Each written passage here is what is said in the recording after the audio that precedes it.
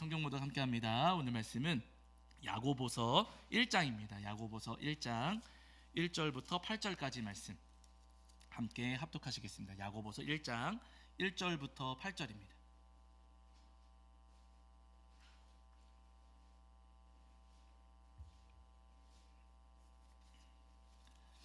야고보서 1장 1절부터 8절까지 신약성경 370페이지 정도 있습니다. 야고보서 1장 1절부터 8절입니다. 1장 1절부터 8절까지 말씀. 자, 신약성경 야고보서 1장 1절부터 8절까지 우리 찾으신 줄 알고 한 목소리로 합독하겠습니다. 함께합니다. 하나님과 주 예수 그리스도의 종 야고보는 흩어져 있는 12지파에게 문안하노라. 내 형제들아, 너희가 여러 가지 시험을 당하거든 온전히 기쁘게 여기라. 이는 너희 믿음의 시련이 인내를 만들어내는 줄 너희가 알미라. 인내를 온전히 이루라. 이는 너희로 온전하고 구비하여 조금도 부족함이 없게 하려 함이라. 너희 중에 누구든지 지혜가 부족하거든 너희 모든 사람에게 후히 주시고 꾸짖지 아니하시는 하나님께 구하라. 그리하면 주시리라. 오직 믿음으로 구하고 조금도 의심하지 말라. 의심하는 자는 마치 바람에 빌려 요동하는 바다 물결 같으니 이런 사람은 무엇이든지 주께 얻기를 생각하지 마라. 두 마음을 품어 모든 일에 정함이 없는 자로다. 아멘. 우리 자리에 앉으시겠습니다. 여러분 한 주간 평안하셨지요? 네, 오늘도 우리 하나님 앞에 나와 예배하는 저와 여러분 위에 우리 주님께서 주시는 은혜와 사랑이 가득하기를 간절히 소원합니다. 오늘은 야고보서 1장 말씀을 통해서 우리에게 주시는 은혜를 나누려고 하는데요. 잘 아시는 것처럼 야고보서는 야고보가 초대교회 성도님들에게 보낸 편지입니다. 여기서 초대교회 성도님들에게 편지 보내고 있는 야고보는 요한의 형제 야고보가 아니고 예수님의 동생 야고보입니다. 그래서 보통은 장로 야고보 이렇게 부르거든요. 예수님의 동생 야고보가 초대교회의 수장이 되었어요. 그 이후에 초대교회 이 장로 야고보가 편지를 보내게 되는데 이 편지를 보낼 때 초대교회의 현실, 초대교회는 굉장히 많은 어려움을 겪고 있었습니다. 특별히 이제 초대교회 막 시작될 때쯤 그때는 유대인들이 예수님 믿는 초대교회 성도님들을 굉장히 미워했어요. 본래는 유대교 회당에 다니던 사람들이 이제는 회당 안 다니고 교회 공동체에 가가지고 거기서 신앙생활하고 있으니까 그 모습도 마음에 들지 않았고 자기들 손으로 예수님을 못 박아 죽이라고 막 자기들 입으로 외치고 예수님을 그렇게 죽게 만들었었는데 그 예수님이 그리스도시라고 하고 그 예수님을 믿고 살아가는 사람들이 생기니까 유대교인들이 예수님 믿는 성도님들을 미워하고 싫어했습니다. 그래서 막 박해하는 일들이 있었어요. 그리고 또 한 가지, 그때 당시에 유대의 왕이 누구였냐면 여러분 헤롯 아그리빠라고 하는 사람이었거든요. 헤롯 대왕의 자손인데 이 헤롯 아그리빠가 유대 사람이 아니에요. 유대 사람이 아님에도 불구하고 유대인들의 왕이 되었습니다. 그러니까 여러분 지지율이 높았을까요? 낮았을까요? 유대인이 아닌데 유대인의 왕이 됐어요. 그럼 여러분 지지율이 높아요? 낮아요? 지지율이 낮을 수밖에 없어요. 그래서 헤롯 아그리빠가 어떻게 하면 나의 지지율을 좀 끌어올릴까? 어떻게 하면 사람들이 나를 좀 좋아해 줄까? 고민하다가 가만히 보니까 유대교인들이 기독교인들을 싫어하네? 그러면 내가 누구 편을 들어요? 내가 유대교인들 편을 들자.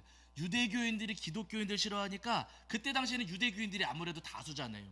유대교인들 편을 들어서 기독교인들을 내가 박해해주면 저 사람들이 나를 좋아해주겠지, 지지율이 올라가겠지 했던 겁니다. 그래가지고 여러분 이 헤롯 아그리빠가요 유대교인들 편에 서가지고 초대교회를 박해하기 시작을 했는데 그때 이 헤롯 아그리빠가 했던 일 가운데 한 가지가 제자들을 붙잡아서 죽이는 일이었어요. 그래서 처음 붙잡혀서 순교하신 분이 누구였냐면은 요한의 형제 야고보입니다. 요한의 형제 야고보. 이 헤롯 아그리빠가 요한의 형제 야고보를 붙잡아서 처형했어요. 야고보가 순교하셨습니다. 그랬더니 여러분 유대교인들이 좋아해요? 싫어해요?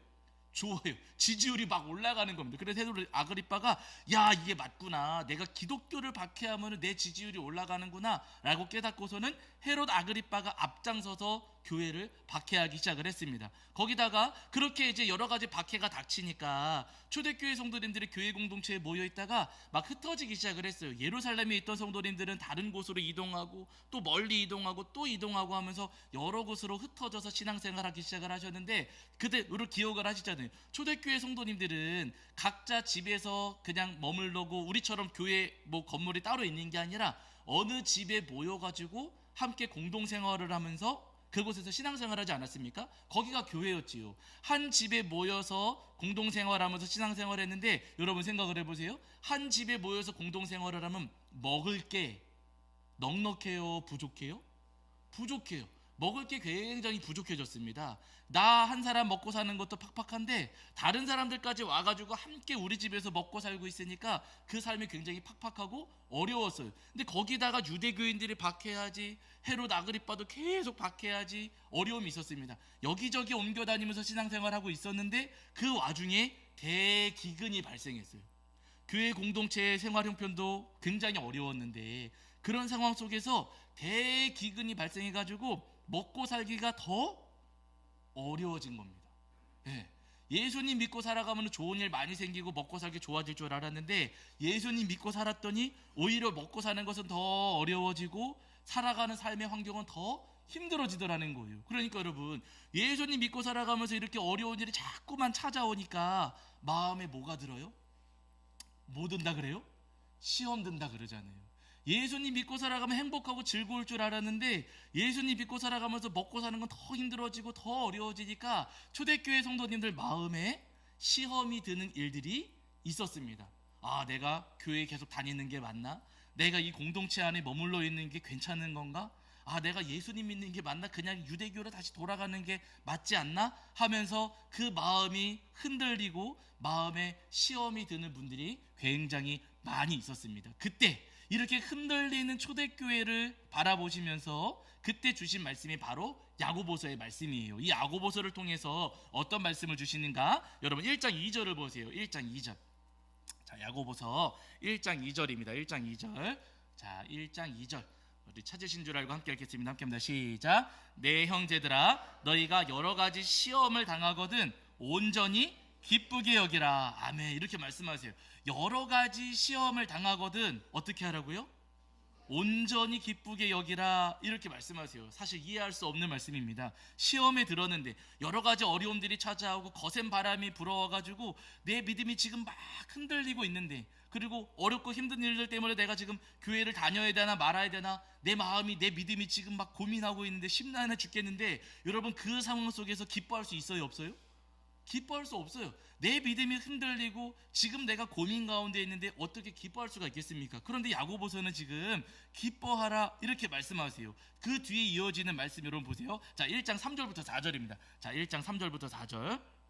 자, 왜 기뻐하라고 말씀을 하시는가? 자, 1장 3절과 4절 읽겠습니다. 시작. 이는 너희 믿음의 시련이 인내를 만들어내는 줄 너희가 알미라. 인내를 온전히 이루라. 이는 너희로 온전하고 구비하여 조금도 부족함이 없게 하려 함이라. 아멘. 이렇게 말씀하십니다. 믿음의 시련이 인내를 만들어내는 줄 너희가 알미라. 이렇게 말씀하시거든요. 흔들리고 있을 때, 우리에게 막 시험이 찾아오고 우리가 시험에 들었을 때 그때 인내하고 견디면 우리의 믿음이 성장하고 성숙하고 성화할 수가 있다는 거예요. 시험이 우리를 성장하게 하니, 우리를 뒤흔드는 그 시험과 그 바람들이 우리를 성장하게 하니 인내하면서 오히려 기뻐하십시오. 시험이 찾아왔을 때 기뻐하십시오 라고 하는 겁니다.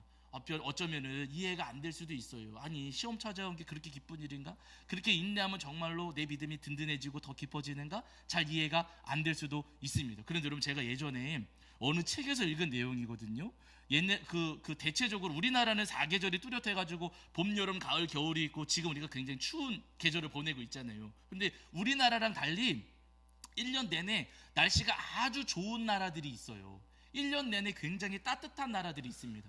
여러분, 1년 내내 따뜻한 나라들에서는, 그런 나라에서는 나무가 잘 자랄까요? 못 자랄까요?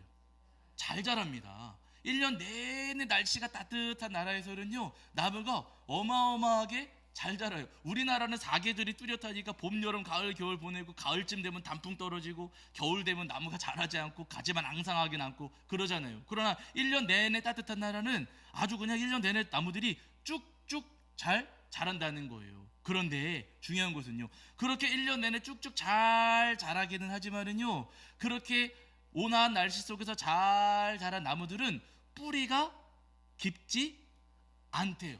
예, 뿌리가 깊어지지 않아도 어차피 잘 자라니까, 날씨가 좋아서 어차피 잘 자라니까 뿌리가 깊어질 일이 없답니다. 뿌리가 그렇게 깊이 내리질 않는데요. 그러다 보니까 한 번 바람이 불어왔을 때 이 나무들은 쓰러진다는 거예요. 날씨가 1년 내내 좋아가지고 쭉쭉 자라는 그 나무들은 뿌리가 깊어지지 않아서 쉽게 넘어진다. 그러면서 그 책에서 하는 이야기가 뭐냐면요, 그래서 바람이 있는 것이 유익입니다.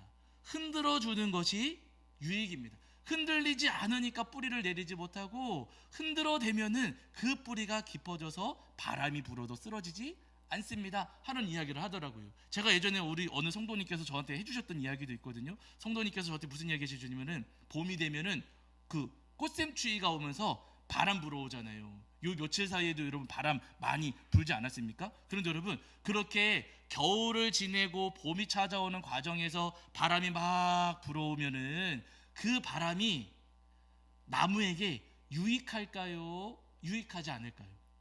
유익하다는 거예요. 예, 겨울에서 봄으로 넘어갈 때 그때 막 불어오는 바람이 나무에게는 굉장히 유익해야 돼요. 왜냐하면은 겨울 동안에 이 나무가 잠들어 있대요. 겨울 동안에 나무가 잠들어 있는데 바람이 불어오니까 잠에서 어떻게 돼요? 깨요. 근데 여러분, 겨울 내내 잠들어 있었으니까 나무도 배가 고플 거 아닙니까? 바람이 불어와가지고 깨워주면은요, 깨어나면은 아우 배가 고파. 그래가지고 이 나무도 배가 고프니까 뿌리에서부터 양분을 끌어올린대요. 쭉 이제 겨울 동안에는 먹지를 못했으니까 겨울 동안에 먹지 못했던 거 뿌리에서 쭉 바람 불어오면서 깨어난 이후에 쭉 끌어올려가지고 봄이 되는 뭐가 피는 거예요? 꽃이 피는 거예요. 바람이 불어와서 나무가 깨어나고, 그래서 양분을 끌어올려서 결국에는 봄에 꽃이 피어난다 하는 이야기를 저도 해주시더라고요. 그러니까 여러분, 바람이 불어와서 흔들리는 게 좋은 거예요, 나쁜 거예요? 좋은 거예요. 바람이 없으면 좋을 것 같지만 바람이 없으면 뿌리가 깊어지지를 못합니다. 오히려 바람이 불어오기 때문에 뿌리가 더 깊어지고 그 바람 덕분에 깨어나서 양분을 끌어올려 꽃을 피우고 열매도 맺을 수가 있는 거예요. 여러분, 우리도 마찬가지입니다. 신앙생활 하다 보면은 여러분, 우리 흔들릴 때가 있습니까, 없습니까? 흔들릴 때, 우리 바람 불어올 때 있어요, 없어요? 있어요. 흔들릴 때 있고, 여러분 시험에 들 때 있어요, 없어요? 있어요. 신앙생활 오래 하면은 시험에 들까요, 안 들까요? 에? 들어요. 듭니다. 여러분, 목사 안수 받으면 시험에 들까요, 안 들까요? 목사는 듭니다. 정답이세요. 목사도 시험에 듭니다. 여러 가지 바람이 불어오고 하면은요, 목사도 시험에 들고 신앙생활 오래 하신 분들도 시험에 들어요. 여러분, 기억하실 것은 시험에 들 때가 분명히 있지만 그 시험이 우리를 더 성장하게 하고 우리를 성숙하게 하고 우리를 성화하게 할 수도 있다는 거예요. 하나님 왜 자꾸 바람이 불어와요? 하나님 저한테 왜 이러세요? 여러분, 그게 아니라 하나님 바람 불게 하셔서 저를 성장하게 하시는군요. 제 믿음의 뿌리를 더 깊이 내리시려고 바람 불어주셨고, 제가 더 깊은 곳에서부터 은혜를 끌어올리게 하시려고 저에게 지금 시험을 주시는군요. 여러분, 그 하나님의 은혜를 소망하시면서 시험이 들 때마다 오히려 기뻐하고 감사하실 수 있는 저와 여러분이 되기를 주의 이름으로 간절히 축원합니다. 근데 여러분, 한 가지 꼭 기억하실 게 있어요. 시험이 왔을 때, 바람이 불어왔을 때 그냥 하나님 바람이 불어오는군요 하는 것에서 그쳐서는 절대로 안 된다는 거예요. 시험이 불어오고 시험이 닥쳐올 때 우리가 꼭 해야 되는 것, 그 시험이 우리 삶에 정말로 하나님의 은혜를 더 체험하게 하는 은혜의 디딤돌이 되기 위해서는요, 우리가 꼭 해야 될 것 한 가지가 있어요. 그게 무엇인가? 자, 여러분 오늘 본문에서 말씀하시거든요. 1장 5절입니다. 야고보서 1장 5절. 자, 1장 5절입니다. 1장 5절. 1장 5절을 읽겠습니다. 함께합니다. 시작. 너희 중에 누구든지 지혜가 부족하거든 모든 사람에게 후히 주시고 꾸짖지 아니하시는 하나님께 구하라. 그리하면 주시리라. 아멘. 야고보서에서 말씀하시기를 하나님께 구하라 그리하면 주시리라. 아멘. 이렇게 말씀하셨어요. 여러분, 하나님께 구하는 게 두 글자로 뭐예요? 기도. 그렇죠. 기도. 하나님께 기도하라 그랬어요. 시험이 찾아왔을 때, 바람이 불어올 때, 우리 믿음을 흔들고 내 마음을 뒤집어 엎는 그 거센 바람이 불어왔을 때 하나님 앞에 기도해야 된다. 여러분, 기도하십시오 라고 말씀하시는 거예요. 내 믿음이 막 흔들려가지고 교회를 다녀야 되나 말아야 되나, 딴 교회 갈까 저쪽 교회 갈까 막 흔들릴 때 여러분, 그때 뭐 하라고요? 기도하셔야 돼요. 기도. 네. 하나님, 저한테 왜 이런 바람이 불어왔죠?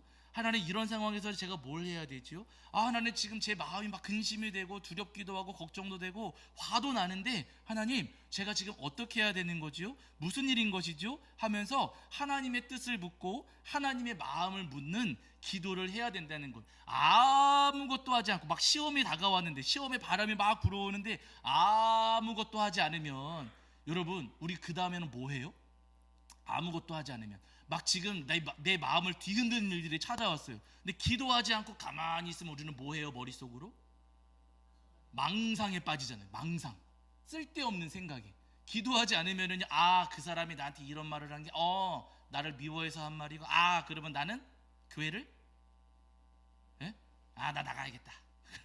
망상에 빠져요. 어려운 일들이 찾아오고 나를 자꾸만 뒤흔는 일들이 찾아올 때 기도하지 않고 가만히 있으면은요, 여러분, 우리는 망상에 빠집니다. 그래가지고 결국에는 엉뚱한 일을 저지를 수가 있다는 것. 시험 속에서 성장하는 게 아니라 시험 속에서 쓰러져 버립니다. 우리가 시험을 당하면서도 시험의 바람 속에서 오히려 우리의 믿음이 성장하고 성숙하고 성화하기를 바라신다면요, 시험의 그 바람이 불어올 때 반드시 기도하셔야 된다는 거예요. 여러분, 저를 따라 하실게요. 시험이 오면, 한 번 더, 시험이 오면 기도하겠습니다. 한 번 더, 시험에 들면 기도하겠습니다. 한 번 더, 시험에 빠지면 기도하겠습니다.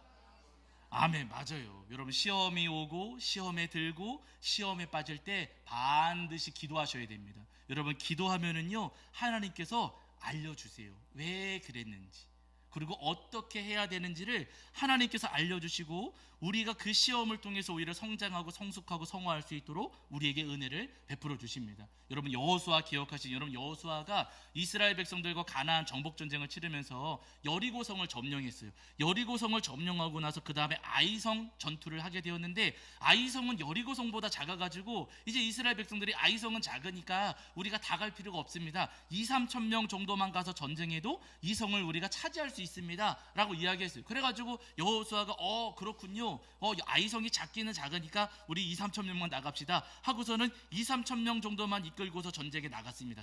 아이성 정복전쟁에. 근데 여러분, 이 전쟁에서 이겼어요, 졌어요? 여기서 졌어요. 아니, 충분히 이길 수 있는 전쟁이었는데 여기서 졌습니다. 여러분, 마음이 흔들려요, 안 흔들려요? 흔들려요. 아니, 이거는 될 수밖에 없는 일이었고 되어야만 하는 일이었는데 이 일이 제대로 되지를 않았습니다. 여호수아의 마음도 낙심이 되고 그 마음이 흔들렸어요. 여러분, 그때 여호수아가 뭐 했어요? 하나님 앞에 기도했습니다. 전쟁에서 지고 실망하고 낙심했을 때, 그때 여러분, 여호수아는요, 하나님 앞에 기도했습니다. 아니, 하나님, 저희를 여기까지 인도하셨으면서 왜 이렇게 하십니까? 왜 저희를 아모리 사람들의 손에 넘기셔가지고 우리를 멸하려고 하십니까? 아니, 하나님, 왜 이렇게 하시는 겁니까? 하면서 하나님 앞에 여호수아가 기도했습니다. 그때 여러분, 하나님께서 하나님의 뜻을 알려주세요, 침묵하세요? 알려주세요. 아간의 허물 때문이다. 너희가 여리고 정복할 때 그때 허물이 있었다. 그 허물 때문에 너희가 아이성 전쟁에서 질 수밖에 없었던 것이다. 하나님께서 알려주셨어요. 그 문제를 해결하니까 그 다음에서야 아이성을 점령하고 정복할 수가 있더라는 겁니다. 여러분, 낙심이 찾아오고 우리 마음이 무너지고 하나님 앞에 실망했을 때, 여러분, 그때 막 마음이 흔들리고 믿음이 흔들릴 수 있지만은요, 그때 뭐 해야 된다고요? 기도하는 겁니다. 기도하면 하나님께서 분명히 알려주세요. 여러분, 다윗도 그랬거든요. 잘 아시는 것처럼 다윗의 삶이 여러분, 어려운 일들이 굉장히 많았습니다. 밧세바 범하고 나서 아이를 갖게는 했지만은 그 아이가 금방 죽어버렸거든요. 다윗이 큰 슬픔에 빠진 적이 있었고, 그 다음에는 자기 아들 압살롬이 반란을 일으켜가지고 아들한테서 막 도망쳐 나가는 그런 어려운 비참한 일을 겪기도 했고요. 한 번은 또 깡패가 반란을 일으켜가지고 그 불량배 때문에 아주 창피를 당하는 일들도 있었습니다. 다윗의 삶이 여러분 굉장히 어려운 일들, 풍파가 굉장히 많이 있었어요. 그런데 여러분 너무나도 놀라운 것은 그렇게 풍파가 많은 가운데에서도 다윗은 하나님께 뭐 했어요? 기도했어요. 예, 온갖 일들을 겪어가면서 여러분 다윗은요 하나님 앞에 기도했습니다. 그 기도가 시편이거든요. 시편에 보시면 다윗의 기도가 굉장히 많이 기록되어 있어요. 여러분 그 시편을 그냥 잠잠히 한번 천천히 집중해서 한번 읽어보세요. 여러분 시편에 우리는 시편 그러면은 굉장히 아름다운 찬양으로 이렇게 다가오잖아요. 여러분 시편을 가만히 읽어보시면은요 시편에 저주가 있을까요 없을까요? 저주 있습니다. 저주시라 그래가지고 여러분 다윗이 하나님 저놈 좀 저주해 주세요. 하나님 저놈 좀 심판해 주세요. 다윗이 하나님 앞에 그렇게 기도하는 기도의 내용이 시편에 그대로 담겨 있습니다. 그렇게 다윗이 누군가로부터 억울한 일을 당하고 힘든 일을 당하고 괴로운 일을 당했을 때 하나님 저 사람 좀 어떻게 해주세요. 하나님 저 사람 좀 혼내주세요. 다윗도 하나님 앞에 그렇게 기도할 때가 있었다는 거예요. 너무 놀라운 것은 하나님께서 여러분 그렇게 저 사람 벌 내려주세요, 저 사람 징계해 주세요 하는 다윗의 고백을 지우지 않으시고 그 기도의 내용들을 그대로 시편에 담아 두셨습니다. 너희도 이 말씀을 읽는 다른 모든 이들도 다윗처럼 하나님 앞에 기도하라는 거예요. 억울한 일이 있고 힘든 일들이 있고 온갖 바람이 불어오면서 우리 삶과 우리 마음과 우리의 믿음을 흔드는 일들이 있을 때 그때 억울하고 힘든 그 마음을 그냥 하나님 앞에 다 기도해라.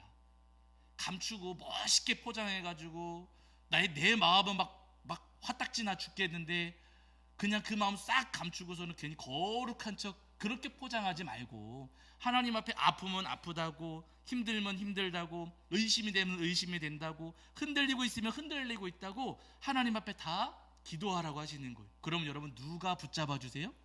하나님께서 딱 붙잡아 주십니다. 하나님의 의로운 손을 내밀어 주셔서 흔들리고 있는 그 마음을 잡아주시고 요동치는 그 마음을 하나님께서 잠잠하게 은혜를 내려 주십니다. 바른 여러분, 우리가 흔들릴 때마다 우리 마음이 의심이 들 때마다 또 여러 가지 시험이 찾아와서 우리가 어려운 가운데 있을 때마다 그때마다 하나님 앞에 엎드려 기도하시는 저와 여러분이 되기를 주의 이름으로 간절히 축원합니다. 여러분 제가 앞서 말씀드렸지만 목사도 시험이 든다고요? 안 된다고요? 시험이 들. 여러분 저도 시험에 들 때가 있습니다. 있어요. 저는 사실 관심 없거든요. 저는 정말로 관심 없고 궁금하지도 않은데 이제 주변에 다른 교회 이야기들을 누군가가 저한테 막 해줄 때가 있어요. 저는 관심 없는 일들인데 한 번은 제 후배 목사님 한 분이 제 동기 목사님 큰 교회예요. 아버지 빼고로 큰 교회 간 친구가 있거든요.